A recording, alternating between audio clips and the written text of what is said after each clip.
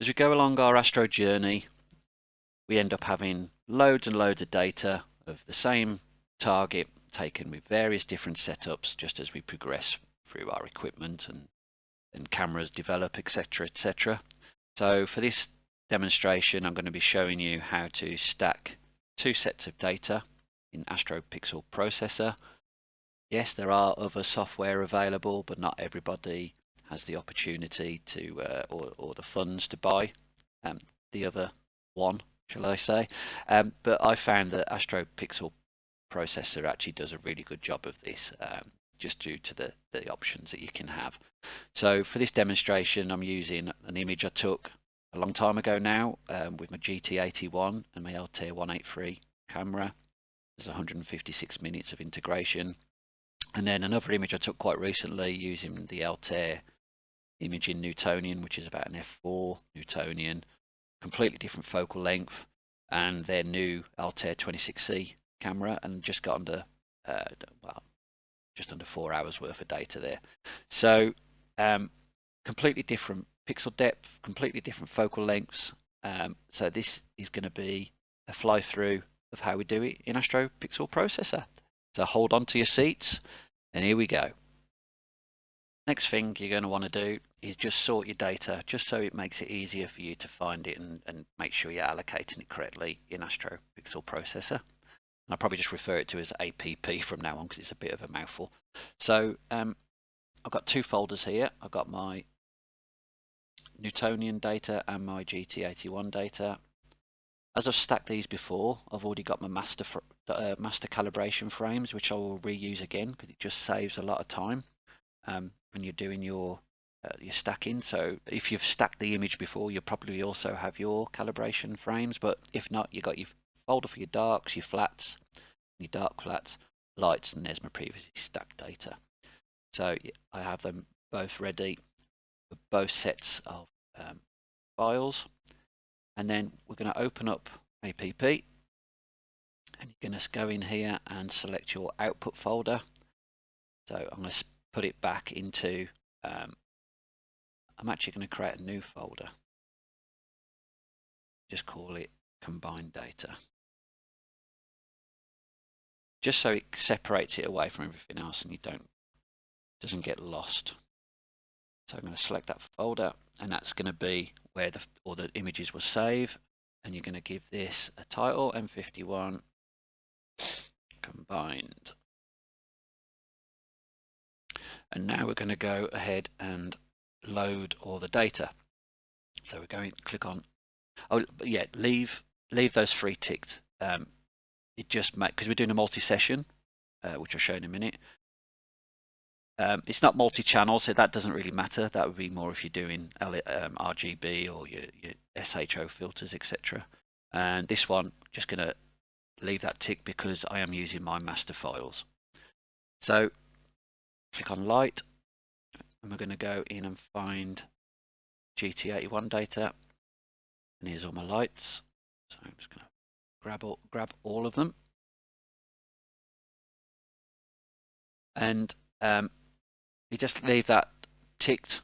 You don't need to worry about any of that. You could do RGB if you wanted, but it's going to auto detect what it is anyway. And here you're going to put it in as session 1. So make sure you tick session 1. Let them load.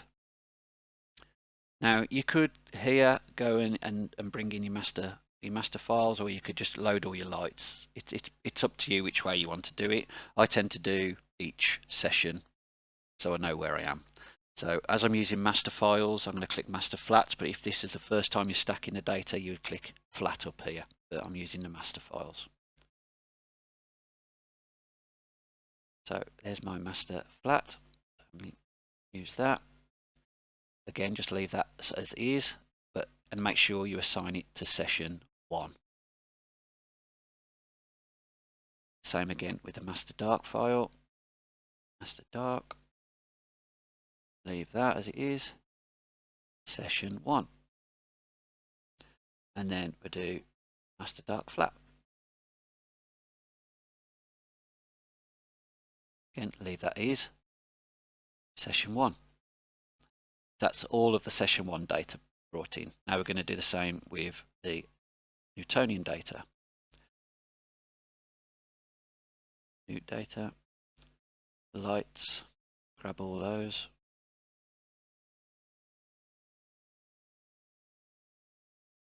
Again, leave that as is. This time it's session 2.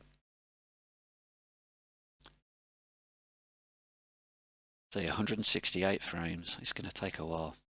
Master, I'm using master files for this one as well. So master flat. Leave that as is. Session 2. Now obviously you could do this with, if you've got 3 or 4, you could quite easily do this with multiple. It is actually capable of doing up to 8 sessions. I know it only says 5 there, but you can actually do it with 8, which would be a computer melter, I would say.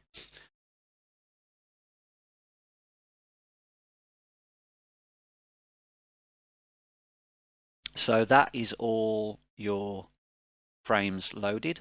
The next one we're going to go into is calibrate. In this second tab, you literally leave everything as default.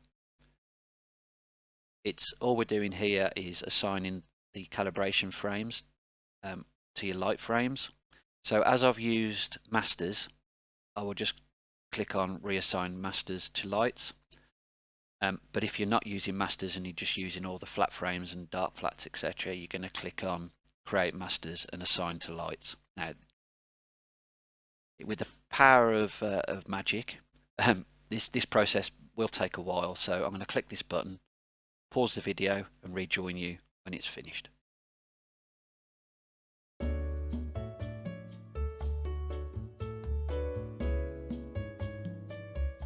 Didn't take long at all, did it? So analyzing the stars, again, this is really straightforward. You're just going to leave everything as default and you're just going to click on analyze stars. Now this one does take a little bit longer again, so I'm going to just push the button, pause the video, and rejoin you when it's finished. Next step in the process is to do the register the stars. So in here we need to click flip descriptors in X and Y, and that's just due to the fact that I've got 2 different rotational images, and obviously if you're doing a mosaic or something more where there's a lot of rotation between the images, you're going to need to tick that. Also, you're going to click use dynamic distortion correction. That's down to using different optical chains. So if you're using different flatteners, etc., and obviously as this is off from 2 different setups, we're going to untick same camera and optics, and everything else you leave as normal, and we click start registration. This process is going to take a while, so I'll be back in the next process.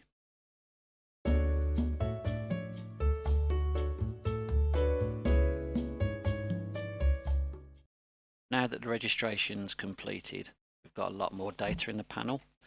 So we've got our full width half maximum number in here, and obviously the lower the number, the sharper the star.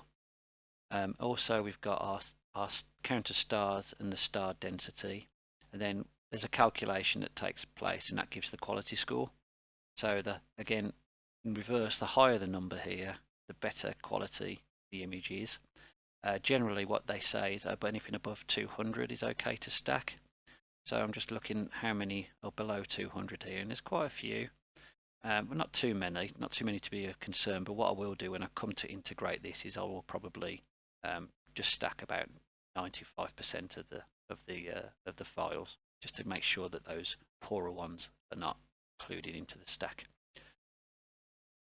So next tab is the normalization, and in here you're going to click the advanced mode, and we use the advanced mode because we're using different pixel scale. Obviously we're having 2 different telescopes set up, so you'd use the advanced mode. Leave everything else as normal,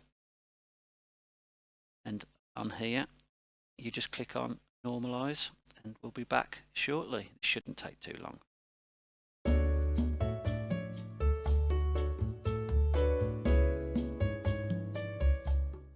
Normalization is finished, so we're going to move now on to integrate. Now this is where APP, I think, does this probably better than anything else. So we're going to select a percentage of the stack now. There was a few ones that were not particularly great, so I'm going to just pick 90%. So we're losing 17 frames of the file. So in here, in integrate, you're going to select average, and on the weights you're going to select quality. Now with the quality, it picks the best, it stacks it for noise and sharpness. So it's the obvious one to pick. Now local normalization rejection. I'm just going to flip to Photoshop and show you what LNC actually does. LNC is mainly used where you're using multiple, I'd say more than two, and various rotations. As you can see on this image, the stacking artifacts for using no LNC is significant. So you can actually see where all the lines cross over. So if you was doing a mosaic or something similar, you would want to stack with LNC. And let me just show you the difference where you use LNC. There you go. You can hardly see any of the join lines. There's very few stacking artifacts. So if you're doing a mosaic, or if you're using, I would say, three or more sessions, I would definitely say use LNC. For this, because I'm only using two, I'm not actually going to use LNC. Now, full mode, you can either have it crop or you can draw a square. I'm just going to put it on full. It would just do the full screen. And obviously we've got no LNC. I am going to enable MBB. This just helps with any stacking artifacts. I leave it at 5%, but you typically use between 5 and 15. It's up to you really, if you want to change it. Oh, what I will say, while I think about LNC, if you do use it, how it actually works is it picks the brightness from the various files, and it will apply the same brightness across all the different sessions, and that's why you get that not so many join lines. So that's what basically LNC is doing, is picking the brightness and picking the best one. And how many times you want it to do that is up to you, but for a lot of people just tend to do it once. Otherwise it's a bit of an overkill. We're not going to need any of that.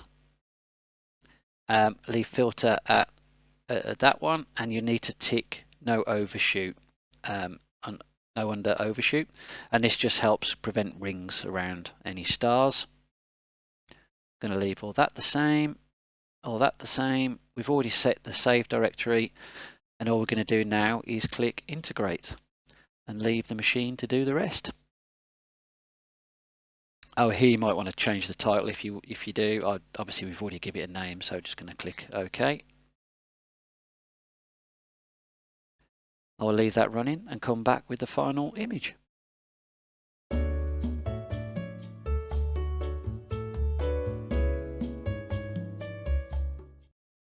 One thing I didn't do when I went to stack was actually click on the sigma correction.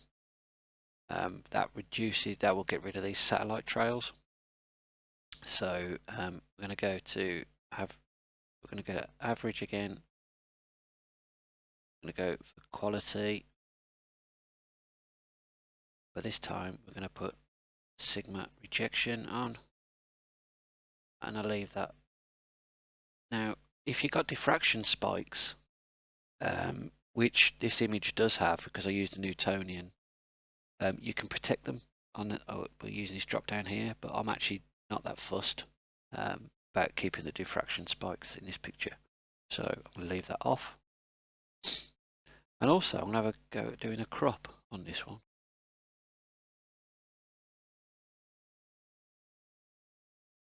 So I'm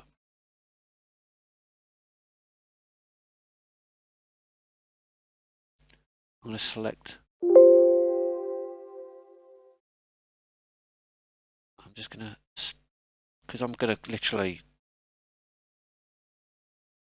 be cropping in anyway, I might as well do it here, just see what it comes out like. As I've already spoken about, there's not significant overlap in these images because it's only a small one, but if you were doing a large mosaic, you'd want to apply that LNC, which we already spoke about. Everything else we'll leave as default, and I'm going to integrate that now.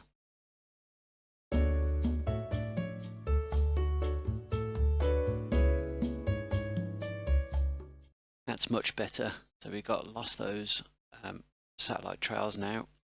Obviously there's a little bit of light pollution on this, so I'm just going to use the tool within APP to do that.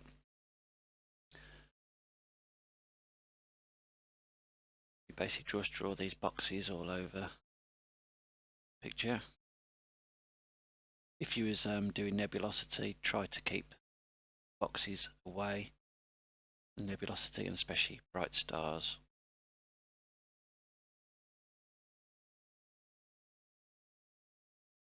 Again, this is something that APP does very well. I know there's Graxpert and other ones, but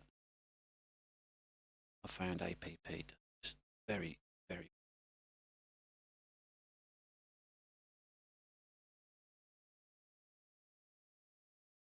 Shouldn't take too long.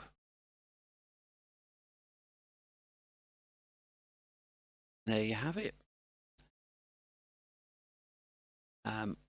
A nicely stacked resolved image. I'm going to pop this into PixInsight now and do a final image to share with you. I hope you found that useful, and I encourage you all to give it a go.